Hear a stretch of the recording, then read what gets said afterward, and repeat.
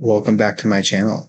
Today we are applying gel polyurethane to my curly maple coffee table.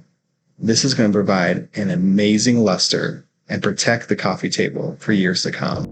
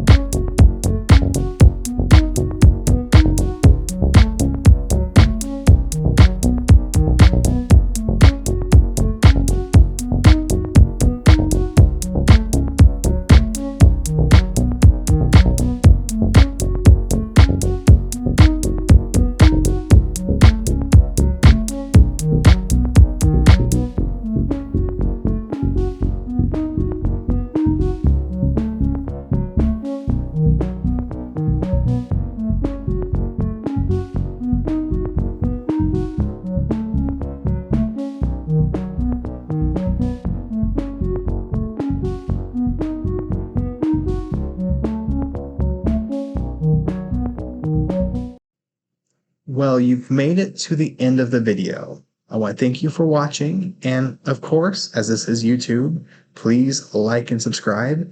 It really does help the new channels grow and be able to unlock all the basic YouTube features that we don't have access to yet.